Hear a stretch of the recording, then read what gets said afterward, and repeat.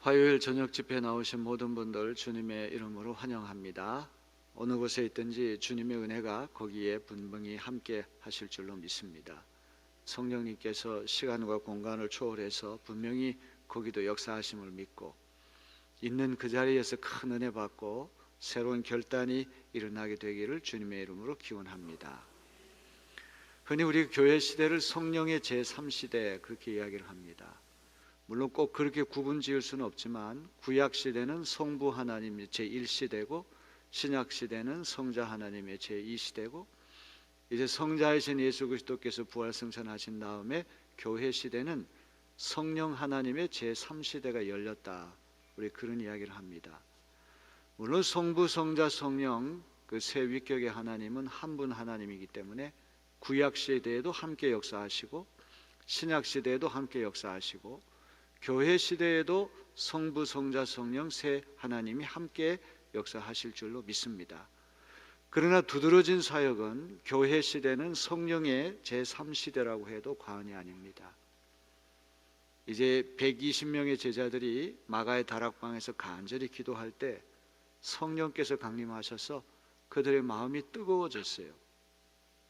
성경 그들이 새술에 취한 사람 같았다 그렇게 표현하고 있습니다. 내성적인 사람이 말도 하지 못하고 이렇게 여자 앞에 가면 얼굴이 붉어지고 이런 이들이 술을 한 잔 이렇게 마시게 되면 대담해집니다. 용기가 생기게 됩니다. 전도하는 일도 우리 힘으로 잘 되지 않거든요. 성령께서 우리 안에 뜨겁게 역사하면 대담해지게 되고 용기가 생기게 되고 마음이 뜨거워지면서 또한 무슨 일인지 다 할 수 있는 그런 힘이 우리 안에 생기게 되는 줄로 믿습니다. 왜 우리의 생활이 이렇게 갑갑하고 답답하고 재미가 없고 늘 우울하고 짜증이 나고 아무 까닭 없는 불안감이 우리 마음에 끝없이 솟구쳐 오르고 또 미래에 대한 막연한 불안감이 우리에게 있습니까? 그것은 성령께서 역사하지 않기 때문에 그렇다. 이번 성회에 성령의 뜨거운 역사가 여러분 안에 임하게 되기를 주님의 이름으로 기원합니다. 성령의 역사하심이 있게 되면 열매가 있게 됩니다. 갈라디아서 5장 22절로부터 23절 성령의 9가지 열매, 여러분 많이 들으신 그런 말씀일 것입니다. 오늘 이 말씀을 다시 한번 기억하면서 나는 성령의 열매를 맺고 있나? 만일 이와 같은 표징이 나타나지 않는다면 우리 안에 하나님의 영이 역사하지 않는 까닭이다 이렇게 생각하시고, 아직도 내일 새벽과 저녁 집회가 남았습니다. 뜨거운 마음으로 성령님을 사모하는 귀한 시간이 되기를 주님의 이름으로 기원합니다. 첫째로 성령께서 역사하시면 사랑의 열매를 맺는다 이렇게 되어 있어요. 바울 사도께서 고린도전서 13장에 사랑이 최고의 은사다 그렇게 말씀했잖아요. 신유의 은사, 예언하는 은사, 방언의 은사, 가지가지 신비한 은사를 다 받는다고 할지라도 은사 중에 최고의 은사는 사랑의 은사인 줄로 믿습니다. 교회 안에 와서도 우리가 사랑으로 충만한 그리스도인이 되어야 하겠어요. 사랑은 허다한 죄를 덮어준다고 말씀하였잖아요. 그런데 사랑이 마음이 없고 성령이 떠나가게 되면 사람들 이렇게 저렇게 따져보면 다 약점과 죄악만 드러나게 되어 있습니다. 어떻게 한 사람이 온전한 사람이 어디 있겠습니까? 다 좋은 점도 있고 나쁜 점도 있고 장점도 있고 단점도 있고 다 부족한 점이 있기 마련이죠. 사랑은 허다한 죄를 덮어주는 줄로 믿습니다. 훈계를 하고 책망을 하더라도 사랑의 마음, 사랑의 정신으로 해야 되거든요. 바울 사도께서 뭐라고 말씀하셨습니까? 사랑 없이는 아무것도 아니다. 방언하는 거, 예언하는 거, 그 모든 게 울리는 꽹과리와 같다 이렇게 말씀하지 않았습니까? 여러분 마음속에 사랑의 마음이 있습니까? 가족 간에도 사랑이 있습니까? 속회에도 사랑이 있습니까? 선교회에도 사랑이 있습니까? 교회 나올 때 사랑의 마음이 있습니까? 만약 우리 마음이 사랑의 마음이 없고 미워하는 마음이 있다고 한다면 그것은 성령이 우리 안에 내주하지 않은 까닭이란 말이죠. 하나님의 영이 우리 안에 역사하면 가장 뚜렷한 특징이 나타나는데 사랑의 마음으로 변화된다는 것이죠. 사랑의 시선으로 세상을 바라보게 되는 것입니다. 부족한 사람도 사랑의 눈으로 덮어줄 수가 있고 책망받을 사람도 사랑의 눈으로 격려할 수 있게 되는 것입니다. 바울 사도께서 최고의 은사인 사랑의 은사를 사모하라. 예언하지 못해도 괜찮죠. 신유 은사가 없어도 괜찮습니다. 방언하지 않아도 좋습니다. 하지만 최고의 은사인 사랑의 은사를 사모하는 여러분 되시기를 바랍니다. 성령의 9가지 열매 중에 첫 번째 열매가 사랑의 열매예요. 두 번째는 희락이라고 그랬어요. 희락이라고 하는 말 한문으로 조금 어려운 말인데 영어로 joy 이렇게 돼요. joy, 기쁨. 왜 내 마음이 기쁨이 사라졌을까? 뭔 일을 하더라도 마음이 늘 무겁고 우울할까? 답답할까? 그것은 영적으로 하나님의 영이 우리를 지배하지 못하는 까닭이라고 생각합니다. 이번 송회에 하나님의 영이, 예수의 영이 우리 안에 역사하여서 기쁨이 회복되는 시간 되어지기를 주님의 이름으로 기원합니다. 이제 남은 삶이 얼마 되지 않는데 언제까지 우리가 짜증을 내고 언제까지 우리가 재미없게 하루하루를 살아가야 하겠습니까? 성령님께서 우리 마음속에 들어오시면 코로나 바이러스 한가운데에도 기쁨을 허락하십니다. 희락을 허락하십니다. 질병 가운데에도 희락을 허락하십니다. 실패 가운데에도 기쁨, 희락을 허락하십니다. 여러분 마음속에 기쁨이 샘솟는다면 성령께서 간섭하시고 역사하시는 것임을 믿으시길 바랍니다. 성령의 세 번째 열매는 무엇입니까? 화평이다 이렇게 되어 있어요. 화평이라고 하는 이 말을 평강이라고도 하고 평화라고도 하고 다 똑같은 말입니다. 영어로 peace. 세상에서 가장 귀한 가치 중에 하나가 평화의 가치라고 저는 생각합니다. 전쟁이 일어나가지고 포탄이 난무하고 늘 어떤 쿠데타, 테러 이런 것에 시달리는 나라에서는 단 10분이라도 평화가 있었으면 좋겠다. 이스라엘 사람들은 인사할 때 샬롬이라고 하는 인사를 합니다. 샬롬이라고 하는 말은 평화, 평강이라고 하는 말이에요.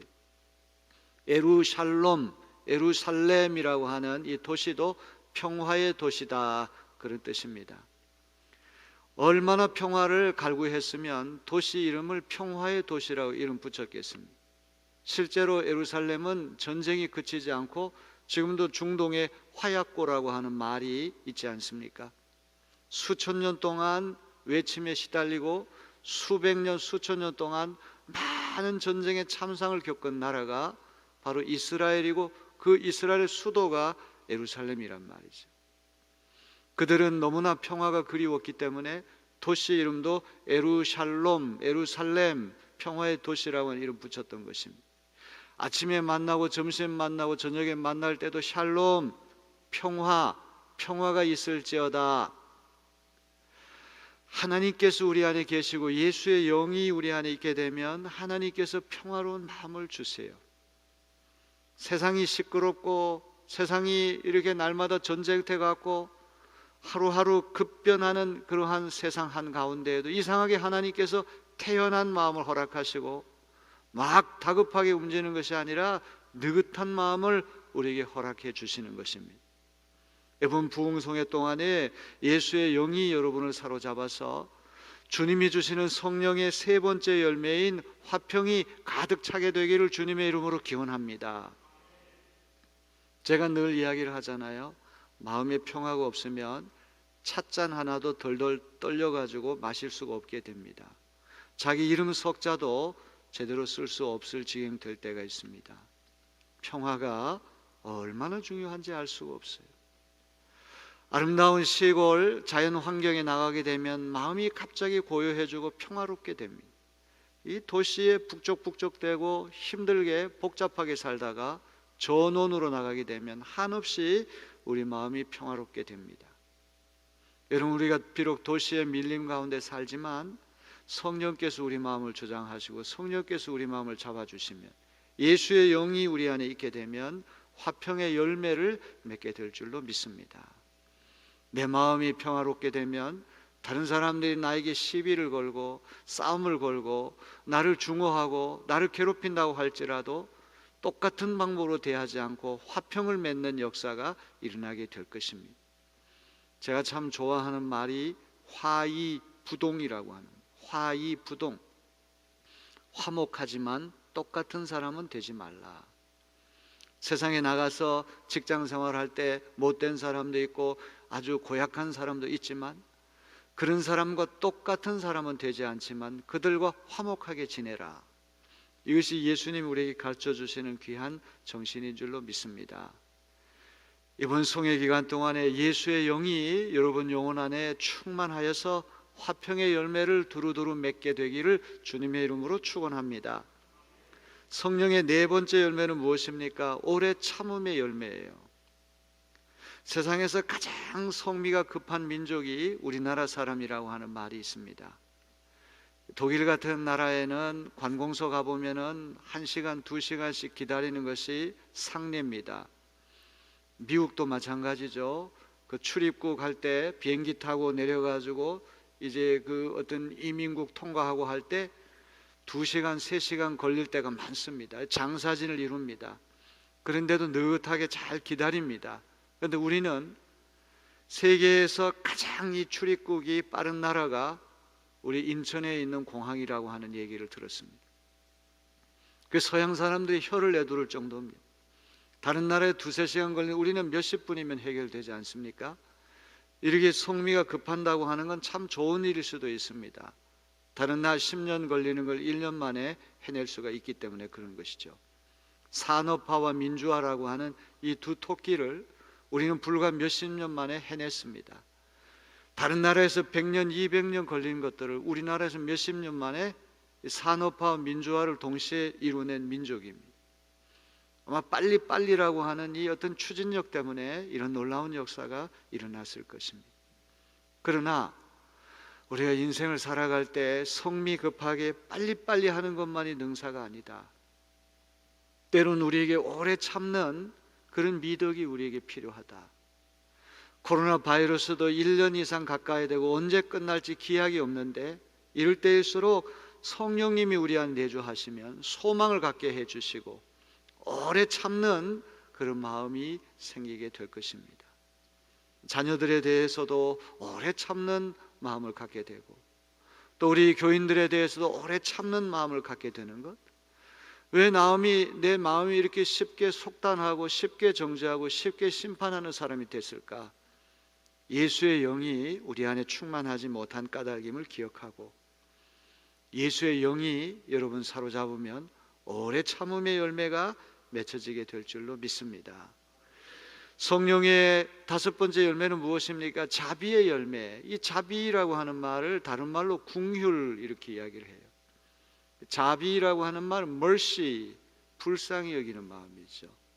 자비로운 마음은 공감하는 마음입니다.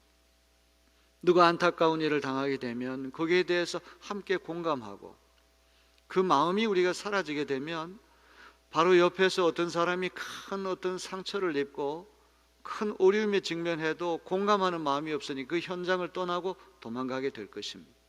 우리 그런 이야기들을 얼마나 많이 듣습니까? 왜 우리 마음이 무자비한 마음이 됐습니까? 냉혈 인간이 됐습니까? 왜 이렇게 냉혹한 사람이 됐습니까? 예수의 영이 우리를 사로잡지 않기 때문에 그런 것이죠.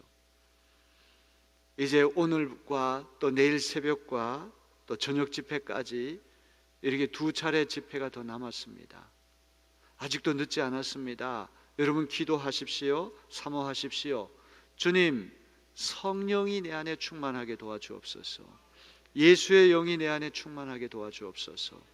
그리하여 성령의 5번째 열매인 자비의 열매가 주렁주렁 맺혀지게 도와주시옵소서.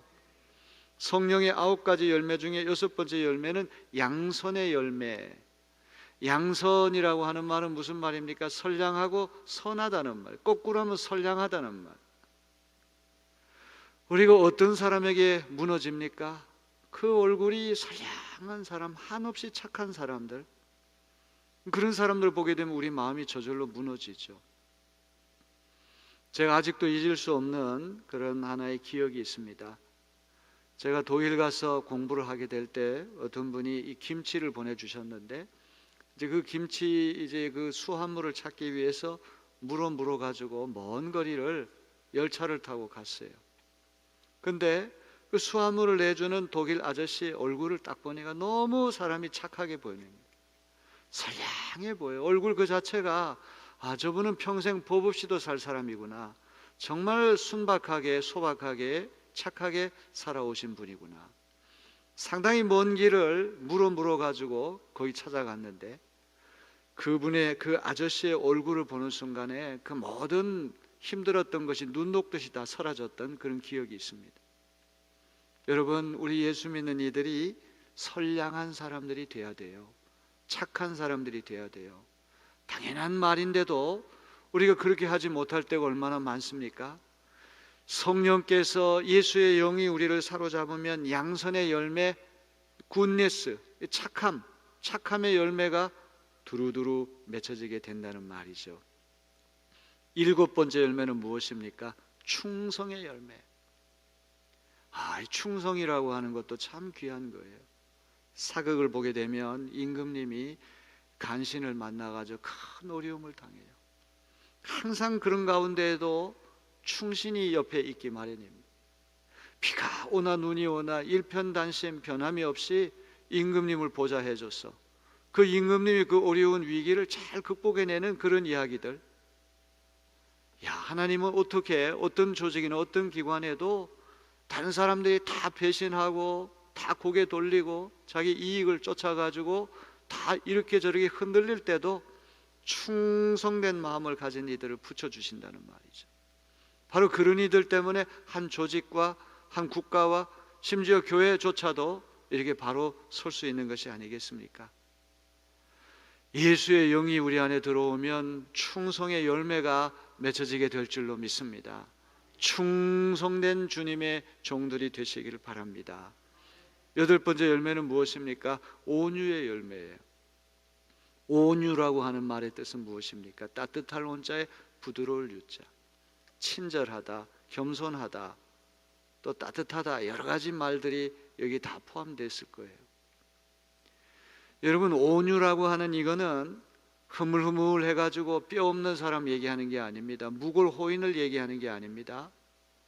이 온유라고 하는 헬라 말은 야생마가 길들어지는 상태를 얘기한다고 말하죠. 야생마 특유의 기질과 기상은 잃어버리지 않고 그 야생마가 주인이 시키는 대로 겸손하게 잘 순종할 때 그때 온유라고 하는 말을 쓴다는 것이죠. 이제 온유하기 전에는 제 멋대로 날뛰던 그 야생마가 이제 주인의 통제하에 들어가서 부드러워지는 거죠. 하지만 야생마는 야생마 특유의 기상을, 빠름과 신속함을 절대로 잃어버리지 않습니다. 하나님이 우리에게 주신 고유한 개성은 그대로 간직한 채 우리가 주님의 뜻에 고분고분 순종 잘하는 상태가 바로 온유한 상태예요. 우리가 인생을 살아갈 때 참 온유의 표상이 될 만한 그런 분들을 만나지 않습니까? 온유하면 어떤 분의 이름이, 어떤 분의 얼굴이 금방 떠오를 거예요. 우리 내리교회는 온유한 이들이 많아지기를 주님의 이름으로 기원합니다. 온유의 열매가 어떻게 맺혀집니까? 내 힘으로 되는 것이 아니라 예수의 영이 우리 안에 들어와야 되고 예수의 영에 사로잡혀야 되고 예수의 영이 충만할 때 온유의 열매가 맺혀지는 역사가 일어나게 될 줄로 믿습니다. 성령의 9번째 열매는 무엇입니까? 절제의 열매예요. 절제라고 하는 건 셀프 컨트롤, 자기를 조정하는 것이죠. 과하지도 않고 모자라지도 딱 알맞게 그렇게 살아가는 것이 절제인데 우리나라 사람들은 굉장히 극단적인 그런 경향이 있단 말이에요. 불광불급, 미치지 않으면 미치지 못한다. 앞에서 얘기하는 미친다는 말은 사람이 횟가닥 한다는 말이고, 두 번째 미친다는 어디 도달한다는 말. 극단적으로 가야지만 어떤 단계에 도달한다. 이 극단적인 생각을 많이 가져요. 뭐든지 다 극단적으로 해야지만 성공하고 도달한다. 이런 잘못된 생각을 갖는데, 서양 사람들은 그 미덕이 중용의 미덕, 이 덕이라고 하는 게 중용이거든요. 과하지도 않고 모자라지도 딱 알맞은 것. 이런 절제가 어떻게 생길 수가 있겠습니까? 이것은 하루아침에 갑자기 생기는 것이 아니라 예수의 영이 우리 안에 들어와서 우리 마음을 주장할 때 이와 같은 역사가 일어나게 될 줄로 믿습니다. 이번 성회에 예수의 영이 여러분을 사로잡고 성령이 충만하여서 성령의 9가지 열매를 주렁주렁 맺는 저와 여러분 되시기를 주님의 이름으로 기원합니다. 야, 내가 성령님이 지금 다스려 주시는가 다스리시지 않는가 알기 위해서는 이 열매가 나타나는가 나타나지 않는가를 살펴보면 돼요. 9가지 열매를 하나씩 나에게 대입시켜서 나 지금 사랑이 있나? 온유가 있나? 오래 참음이 있나? 한번 확인해 보시길 바랍니다. 이것은 따로따로 노는 게 아니에요. 아침에는 온유의 영이 있다가 점심때는 온유의 영이 사라지고 절제의 영이 생기고 뭐 이렇게 하는 것이 아니라 9가지 열매는 항상 서로 같이 가기 마련이란 말이에요. 서로 연결되어 있어요. 한 패키지로 움직인다는 것을 기억해야 됩니다. 왜냐하면 예수의 영은 이 9가지를 다 선물로 주는 영이기 때문에 한 가지는 주고 8가지는 안 주고 그런 영이 아니란 말이에요. 이번 성회 기간 동안에 예수의 영을 사모하여서 9가지 열매를 주렁주렁 맺는 남은 인생 되어지기를 주님의 이름으로 기원합니다. 오늘 새벽 시간에 예수님의 3대 사역이 교육, 전도, 봉사다. 저 이런 말씀을 드렸습니다. 오늘 봉독한 마태복음 4장 23절에 예수께서 온 갈릴리 두루 다니시면서 그들의 회당에서 가르치시며 교육하셨다는 말이죠. 천국 복음을 전파하시며 전도하셨다는 말이죠. 백성 중에 모든 병과 약한 것을 고치셨다. 봉사 치유 사역을 하셨다. 예수님의 3대 사역은 교육과 전도와 봉사 치유 사역인데 여기에 2가지를 더해서 교회의 5대 사역을 이야기합니다. 교회 5대 사역은 교육, 전도, 봉사뿐만 아니라 예배와 친교까지 들어갈 때 이 교회의 5대 사역이 이제 있게 되는 것이죠. 자, 오늘 저녁에는 이 전도 사역에 대해서 예수님의 전도 사역에 대해서 말씀을 드리려고 그래요. 마가복음 1장 38절 39절을 읽어보게 되면 이런 말씀이 나옵니다. 이르시되 우리가 다른 가까운 마을들로 가자. 거기서도 전도하리니 내가 이를 위하여 왔노라 하시고. 예수님이 이 동네 저 동네 다니시며 순회 전도하시기 위해 이 땅에 오셨다. 이렇게 예수님 말씀하십니다. 이에 온 갈릴리에 다니시며 그들의 여러 회당에서 전도하시고 또 귀신들을 내쫓으시더라. 예수님 복음을 전하기 위해서 이 땅에 오신 줄로 믿습니다. 제가 새벽 집회 때 전도와 선교가 조금 다른 차원이라고 하는 말씀을 드렸습니다. 전도는 개인적인 차원 1대1에 예수 복음을 전하는 것을 전도라고 한다면, 선교는 학원 선교, 병원 선교, 이제 전도를 받아가지고 예수 믿은 사람들이 체계적으로 하나님의 사람으로 잘 자라나서 그들이 하나님의 나라를 이루는 데까지 귀한 일꾼으로 자라나게 하는 훨씬 더 범주가 큰 것이 선교예요. 전도가 있기 때문에 선교가 가능한 것이죠. 또 선교라고 하는 것은, 전도라고 하는 것은 선교를 목적으로 해서 일어나는 것이죠. 그냥 예수 믿고 구원받는 것을 끝나는 것이 아니라 그 사람이 충성된 주님의 제자가 되어서 이 땅 위에 주님의 나라를 건설하는데 일꾼으로 쓰임받도록 체계적으로 사회선교, 학원선교, 병원선교, 그 조직, 그 사회 전체가 예수 잘 믿고 충성된 사람들이 움직여서 하나님 나라 되게 하는 것, 이게 선교라고 하는 것이죠. 여러분, 이 전도나 선교는 예수님의 지상 명령이다. 지상이라고 하는 것은 땅 위를 얘기하는 게 아니라 지극할 지자의 윗상자, 최고의 명령이다, 이런 얘기를 합니다. 마태복음 28장 19절에 예수님 뭐라고 말씀하십니까? 너희는 가서 모든 민족을 제자로 삼아 아버지와 아들과 성령의 이름으로 세례를 베풀라. 지구촌 전체를 돌아다니며 모든 민족을 제자로 삼아 성부, 성자, 성령의 이름으로 세례를 베풀라. 예수님의 지상 명령일 뿐만 아니라 마지막 유언의 말씀이 마태복음 28장 19절 말씀이라는 것이죠. 예수님이 이 땅에 오셔서 천국 복음을 전파하시며 전도하셨습니다. 또 예수님 부활 승천하신 다음에 사도 바울을 비롯해서 초대교회의 모든 제자들도 땅끝까지 복음 전하는 일에 그들이 앞장섰습니다. 예수님의 중심 메시지는 천국입니다. 그래서 천국 복음을 전파하셨다. 오늘 마태복음 4장에 그렇게 말씀하세요. 예수님의 중심 메시지는 천국, 하나님의 나라입니다. 복음이라고 하는 것은 무엇입니까? 헬라 말로 유앙겔리온, 유라는 말은 좋다는 말이에요. 앙겔리온이라는 말은 뉴스, 소식이란 말. 복음 하면 복된 소식, 굿뉴스, 좋은 소식, 좋은 뉴스를 이야기합니다. 원래 이 유앙겔리온이라고 하는 말은 로마 황제와 관련되는 것은 다 유앙겔리온이었다고 해요. 장차 황제가 될 세자가 태어날 때도 유앙겔리온이고, 이 황태자가 결혼식을 올릴 때도 유앙겔리온이고, 황제로 즉위할 때도 유앙겔리온이고, 전쟁에 가서 승전할 때도 유앙겔리온이라고 하는 그러한 말을 썼다고 그래요.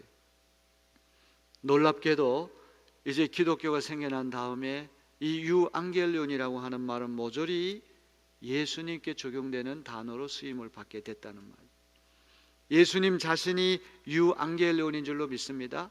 예수님 자체가 복음이에요. 또 예수님이 하신 말씀, 예수님의 행동, 예수님의 사역, 예수님의 삶, 예수님에 관한 모든 뉴스가 복음인 줄로 믿습니다. 성경에서 예수님에 관해서 해석하고 예수님에 관해서 설명하고 예수님에 관해서 증언하고 이 모든 내용이 다 복음이라고 하는 것을 믿으시길 바랍니다.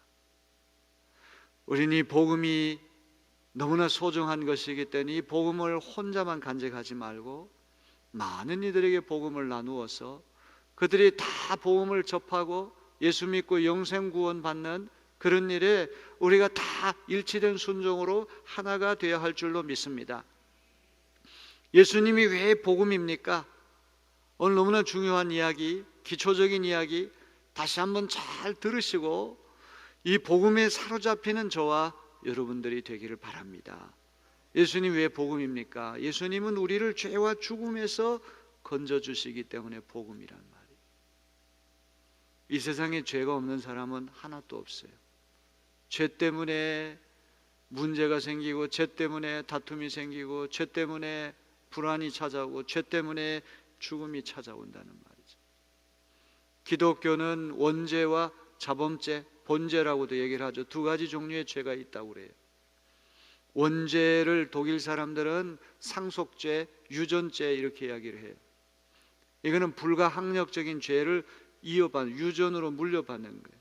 내 의지와 상관없이 아담과 하와 때부터 타락해서 하나님을 거역하고 에덴 동산에서 추방당한 그 죄가 모든 인류의 마음속에 들어가 있다는 거예요. 어거스틴의 고백록이라는 책을 읽어보게 되면 유난히 어린아이들을 관찰하는 이야기들이 많이 나와요. 1살 먹은 아이, 2살 먹은 아이, 죄의 개념이 뭔지를 모르죠. 어떤 아이가 어머니의 젖을 충분히 먹고 포만감에 젖어 있는데 옆집 아이가 젖이 부족해서 동량젖을 이제 얻으러 왔어요. 그때 그 엄마가 그 엄마의 젖을 이웃집 아이에게 물릴 때 충분히 젖을 먹고 포만감에 사로잡히는 아이가 새파랗게 질려가지고 운다는 것이죠.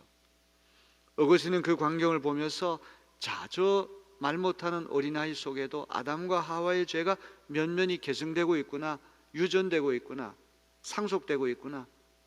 어린아이 하는 것들을 보면서 원죄가 모든 인간에게 보편적인 죄라고 하는 것을 확인한다는 말이죠. 아이가 착하다는 말은 죄가 없어서 착한 것이 아니라 악한 일을 할 만한 힘이 없기 때문에 착해 보이는 것뿐이지. 아이들도 교만하단 말이죠. 아이들 속에도 원죄가 다 있다는 말이죠. 이 원죄, 상속죄, 유전죄 불가항력적인 죄입니다. 하늘 아래, 해 아래 있는 인생치고 원죄가 없는 사람은 아무도 없다는 말이죠. 아무리 우리가 도덕적으로 종교적으로 선량하고 경건한 생활을 하려고 발버둥을 춘다고 할지라도 죄를 완전히 떨쳐낼 수가 없어요. 자범죄, 범죄는 우리 자유의지로 짓는 죄입니다. 오늘 하루도 우리는 입술로 죄를 짓고 이렇게 저렇게 행동으로 죄를 다 지었을 겁니다. 로마서 말씀 읽어보니까 죄의 결과로 죽음이 찾아왔다, 그렇게 말씀해요. 죄는 죽음의 원인이고 죽음은 죄의 결과다, 이렇게 이야기를 해요. 모든 사람이 죽는다고 하는 이 사실은 모든 사람이 죄인이라고 하는 걸 보여주는 것이죠. 한 살 먹은 어린아이도 죽을 수가 있고, 이게 지능이 떨어지는 장애가 있는 아이도, 다운 신드롬을 앓는 아이도 죽을 수가 있어요. 죄 지을 겨를이 어디 있고 죄의 개념조차 모르는 그런 사람들까지도 죽는다는 사실은 모든 인류가 죄인이라고 하는 걸 보여준다는 거죠. 죄는 죽음의 원인이고 죽음은 죄의 결과로 찾아오는 것이다. 이것이 기독교가 얘기하는 독특한 죄관이란 말이죠. 이스라엘 백성들이 이런 죄의 문제를 해결하기 위해서 짐승을 희생 제물로 바쳤습니다. 번제물로 바쳤습니다. 양이나 비둘기 같은 제물을 내가 죄로 인하여 대신 피 흘려 죽어야 되는데 저 짐승이 나를 대신해서 내 죄값을 치르고 대속한다, 이런 믿음을 가졌는데 수백 수천 마리의 짐승을 희생 제물로 바친다고 할지라도 우리의 죄를 근본적으로 없애지 못하는 거예요.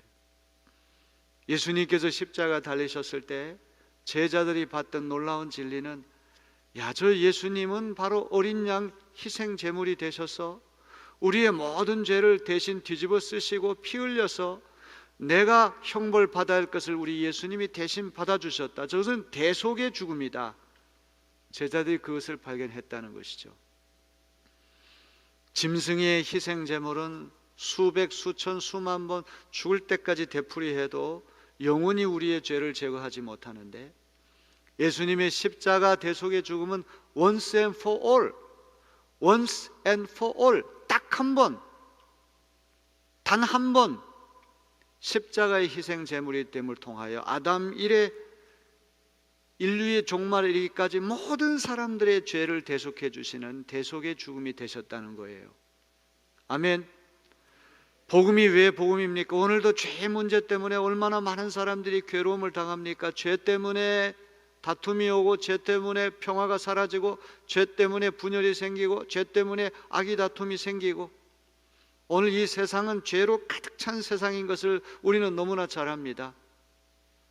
해 아래에 있는 모든 인생이 죄의 문제로 괴로워하고, 죄의 문제 때문에 아파하고, 죄의 문제 때문에 씨름하다가 결국은 죄의 삭시 죽음이기 때문에 죽음으로 우리 갈 수밖에 없는데, 하나님께서 우리의 딱한 처지를 헤아리셔서 하나밖에 없는 외아드님 예수님 이 땅에 보내주셔서 그분이 십자가의 대속의 죽음 희생 제물이 되게 하심을 통하여 단 한 번 모든 인류를 위하여 희생 제물이 되심을 통하여 우리의 모든 죄를 덮어 씌시고 돌아가셨다는 것이죠.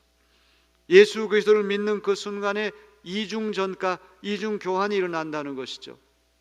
우리의 죄는 예수의 어깨 위에 전가돼서 예수님 우리의 모든 죄를 뒤집어 쓰시고 희생 당하심을 통해 우리의 죄가 사면되는 길이 열렸어요. 예수 그리스도를 믿는 그 순간에 값없이 주시는 하나님의 은혜로 말미암아 우리 안에 어떤 조건이나 우리 안에 어떤 자격이나 우리 안에 어떤 공로가 있어서 우리가 의롭다 인정받는 것이 아니라 그리스도의 의가 우리에게 전가되어서 우리의 죄는 예수의 어깨 위로 가고 예수의 의는 우리에게 넘어와서 이중 교환, 이중 전가가 일어나서 우주적인 대법정, 최고의 심판관, 재판관이신 하나님 앞에 우리의 원죄와 자범죄 때문에 지옥 형벌을 받아야 할 우리를 예수 그리스도를 믿는 그 순간에 값없이 주시는 하나님의 은혜로 말미암아 너희는 무죄야, 너희는 의로워졌어 인정받는 것이 이신칭의인 줄로 믿습니다. 이게 칭의 구원이 아니고 무엇이겠습니까? 우리는 죄가 있음에도 불구하고 그리스도 예수의 보배로운 피값으로 인하여 죄의 대속함을 받은 줄로 믿습니다. 죄의 속함을 받은 줄로 믿습니다. 죄로부터 구원된 줄로 믿습니다. 주홍빛 같은 죄가 있다고 할지라도 예수를 믿는 그 순간에 흰눈같이 양털같이 우리의 모든 죄를 바닷속에 던진다고 주님께서 말씀하시지 않았습니까?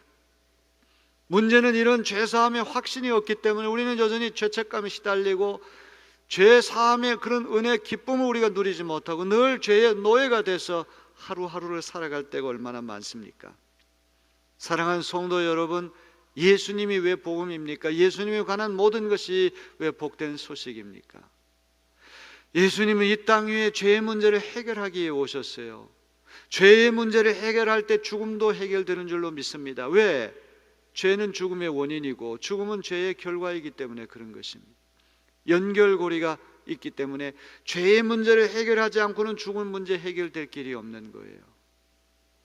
오늘 우리가 예수를 믿고 죄의 문제 해결함 받고 죄 용서함을 받았다고 한다면 우리는 죽음도 두려워할 필요가 없게 되겠죠. 주님께서 우리에게 영원한 생명을 주실 줄로 믿습니다. 영생 복락을 주실 줄로 믿습니다. 바라보고 안식하고 찬양하고, 바라보고 안식하고 찬양하고, 천국에 가서 할 일은 그 주님의 해같이 빛난 얼굴을 바라보고 안식하고 찬양하고, 주님을 영광 중에 경배하는 놀라운 영원한 생명과 구원이 우리에게 예비된 줄로 믿습니다. 영생과 구원은 죽어서 얻는 것이 아니라 지금 이 땅에서부터 우리님이 영생을 얻은 것을 믿으시길 바랍니다. 예수 안에 있는 일은 이미 영생이 지금 현재 주어졌다는 것이죠. 구원이 이미 현재 선물로 주어졌다는 것입니다. 예수님이 왜 복음입니까? 예수에 관한 모든 일체의 모든 소식이 왜 복음입니까? 복음은 우리를 불안과 고독과 무의미성으로부터 건져주기 때문에 그런 것이죠. 아마 우리 현대인들처럼 이렇게 고독한 그런 사람들은 없을 것입니다. 옛날 시골에서 우리 자랄 때에는 동네 사람들 어느 집에 숟가락이 몇 개, 젓가락이 몇 개까지 다 알았어요. 그런데 우리는 아파트의 같은 층에 살면서도 옆집이 어떤 사람인지 이름도 모르고 직업이 뭐고 그 가족에 대해서 잘 몰라요. 그냥 눈인사나 하고 왔다 갔다 10년, 20년을 살아도 이게 서로 벽을 쌓고 살아가는 것이 우리의 모습입니다. 여러분, 성공한 사람이라고 해서 왜 외로움이 없겠습니까? 부자라고 해서 왜 외로움이 없겠습니까? 텔레비전에서 그렇게 깔깔거리고 사람들 즐겁게 해주는 그런 사람들이라 왜 내면에 고독이 없겠습니까? 오히려 그런 사람일수록 고독이 더 많은 것을 우리는 압니다. 현대인에게는 다 고독이 있습니다. 막연한 불안감이 있습니다. 폴 틸리라고 하는 신학자는 내가 이렇게 행복하고 모든 일 다 잘 되고 승승장구하는데도 막연한 불안감이 우리를 괴롭힐 때가 있어요. 왜 이 불안감이 도대체 어디서 오는가 알 수가 없어요. 왜?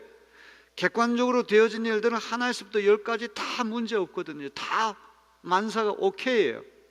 그런데도 이상하게 허무하고 이상하게도 마음이 외롭고 이상하게도 마음이 불안하다.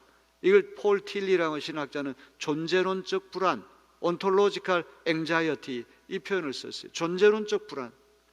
사람이라고 하는 존재가 무에서 유로, 비존재에서 존재로 이렇게 나왔기 때문에 이 존재인 우리는 비존재로 자꾸 굴러 떨어지려고 하는 경향성이 있다. 상당히 철학적인 이야기입니다. 아무것도 없는 상태에서 우리가 나왔기 때문에 이 있는 상태에 우리는 언제든지 무로, nothingness, 무로 전락할 수 있는 그런 위험성이 있기 때문에 막연한 존재론적인 불안감이 죽을 때까지 우리를 사로잡는다는 것이죠. 또 우리의 삶이 무의미할 때가 있습니다. 이것도 해보고 저것도 해보고, 전도서 기자가 말씀하는 것처럼 해 아래서 하는 모든 일이 헛되고 헛되고 헛되고 헛되고 헛되도다. 다 바람을 잡는 것 같고 구름을 잡는 것까지 허무하다. 진정한 영성이라고 하는 것은 이 세상의 모든 것이 허무하다는 것을 느끼는 그 순간부터 우리는 영혼을 사모하는 마음을 갖게 될 것입니다. 이 세상에 대해서 지나치게 우리가 집착하고 이 세상에 있는 것들을 지나치게 붙들려고 하는 순간 우리는 영성이 있는 사람 될 수가 없는 것이죠. 불안감 가운데, 고독함 가운데, 무의미성한 가운데, 내 힘으로 세상적인 것만 가지고는 되지 않는구나. 우리를 초월해 계시는 하나님을 향하여 우리가 나아가게 된다는 것이죠. 이런 것들은 누구 말대로 거룩한 보청기요, 거룩한 확성기다. 하나님께서 우리를 불러주시는 음성을 우리가 듣지 못하다가 한없이 고독하고 한없이 불안하고 한없이 무의미할 때 주님이 우리의 마음을 노크해 주시고 우리를 불러주시는 음성을 듣게 될 줄로 믿습니다. 끝으로 이렇게 예수님의 두 번째 사역이 전도 사역인데, 제자들은 예수 복음을 전하기 위해서 목숨을 두려워하지 않은 전 세계를 다니면서 복음을 전했잖아요. 도마 같은 사람은 실증주의자고 과학적인 사람이고 의심이 많은 사람이에요. 부활하신 예수님 오셨을 때 현장에 없다가 한 8일 정도 지난 다음에 이 도마 앞에 나타났습니다. 도마는 도무지 부활이 믿어지지가 않아서 예수님 5가지 상처, 이 오상 5가지 상처를 제가 확인해 봐야 되겠습니다. 옆구리, 손바닥, 발목 다 확인해 봐야 돼요. 예수님이 옆구리에 이 창자국이 난 것을 한번 손을 내밀어 봐라, 한번 손을 한번 들이밀어 봐라, 다 확인시켜 주셨어요. 그런 후에 도마가 부활하신 예수님 믿었죠. 다른 제자들은 다 고백 안 합니다. 그런데 유일하게 이런 의심을 거쳐서 부활하신 예수님 믿게 된 도마가 나의 구주, 나의 하나님, 이런 고백을 하지 않습니까? 여러분, 의심이라고 하는 건 나쁜 게 아니에요. 회의라고 하는 것은 진정한 신앙으로 가는 첩경이라고 하는 기억해야 됩니다. 왜 내 마음속에 이렇게 의심이 많을까? 그건 나쁘다고 생각하지 마세요. 의심이 있을 때 진짜 믿음으로 갈 수가 있는 거예요. 의심은 절대로 나쁜 게 아닙니다. 오히려 의심을 통하여도 확고한 진리에 이를 수가 있다고 하는 기억하시고, 의심, 회의에만 머무르지 말고 도마처럼 궁극적으로 예수 그리스도를 만나는 경지까지 나아가게 되기를 주님의 이름으로 기원합니다. 토마스라고 하는 이 도마가 이렇게 부활하신 예수님 만난 다음에 내가 예수를 이렇게 부인하고 부활하신 예수를 못 믿은 못난 제자가 저 땅끝으로 여기는 인도에 가가지고 내가 복음 전해야 되겠다, 가장 멀리 가야 되겠다, 인도까지 가서 복음을 전해서 인도 기독교의 아버지가 도마라고 하는 이야기를 하지 않습니까? 바울 사도는 어떤 사람입니까? 사실 작년에 우리가 그리스 성지순례를 가려고 잘 준비를 하고 있었습니다. 그 강장희 권사님의 그 마지막 정말 그분의 그 최후의 그 프로젝트가 이제 이 그리스 성지순례였어요. 그래서 이제 성지순례 가면 좀 그분을 기억하는 그 시간도 좀 갖고 이렇게 계획을 많이 세우고, 사도행전에 나타난 그 그리스에 관한 선교 전도 여행에 대해서 철저히 공부시켜서 가려고 그렇게 마음 먹었는데 코로나 바이러스 때문에 이게 중단이 됐습니다. 언젠가는 기회가 오게 될 것입니다. 빌립보라고 하는 곳, 데살로니가라고 하는 곳, 베레아, 고린도, 오늘날 이 그리스 지역에 이 초대교회 모든 유적지들이 다 있어요. 고린도 교회 갔더니 그 고린도 교회의 일대 목사가 바울 목사님으로 이렇게 되어 있어요. 이러면서 이 역사가 2000년이나 된, 우리 교회는 136년 됐는데 136년 된 교회가 2000년 된 교회 게임이 안 되잖아요. 그런 교회들을 이렇게 보면서 바울 사도가 땅끝까지 복음을 전하려고 하는, 대도시를 다니면서 교회를 개척하고 전도의 선교에 영혼이 불탔던 사람이구나, 정말 심장이 뜨거워지는 그런 체험을 하게 되는 것입니다. 바울 사도가 로마서를 쓸 때 고린도에 체류하면서 전 세계 수도인 로마에다가 이제 로마 교인들이 편지를 보내잖아요. 한 번도 로마 교회를 방문한 적이 없는데 예루살렘에 그 기근으로 어려움 당하는 모교회의 형제들에게 얻은 위로금을 전달하고, 다시 이제 로마에서 스페인 서바나, 2000년 전의 세계관은 서바나 스페인이 땅끝이라고 여겼거든요. 서바나 스페인에 가서 복음 전하면 세계 복음화가 이루어진다는 생각을 했던 거예요. 그래서 이제 안디옥이 이 동방선교의 전초 기지가 되었던 것처럼 이제 로마 교회가 서방선교의 전초 기지로 삼을 그런 요량으로 비장한 각오로 최후의 유언서처럼 쓴 책이 바로 로마서라고 하는 책이죠. 바울의 이야기들, 초대교회의 그 동방교부인 요한 크리소스톰이라고 하는 분이 내가 가장 사랑한 사도는 바울 사도다, 그런 말씀인데 저도 바울 사도에 대한 이야기를 읽을 때마다 똑같이 그 마음이 듭니다. 한때 예수님을 배신하고 예수님을 배반하고 예수님을 이렇게 배척하고 기독교인들을 핍박했던 바울이 어떻게 이렇게 180도 변화된 사람이 될 수 있었을까? 예수 그리스도를 위하여 자기의 온 몸과 온 삶을 다 던지면서 선교하고 전도하는 일에 그 몸을 불살랐을까? 오늘 우리 내리교회에도 그런 역사가 일어나게 되기를 주님의 이름으로 기원합니다. 우리가 이 코로나 있기 전에는 화요일마다 토스트 전도도 하고 많은 이렇게 참 선한 일을 하면서 복음 전도를 했어요. 동인 전역에 가서 돌아가신 권사님, 그 정권사님 그 먹을 거를 이렇게 날라주시고 그런 생각들이 많이 납니다. 이제 그런 날이 분명히 오게 될 줄로 믿습니다. 내리교회는 전도하는 교회, 선교하는 교회, 그런 교회로서의 정체성을 절대로 상실하지 않는 그런 복된 교회가 되어지기를 주님의 이름으로 기원합니다.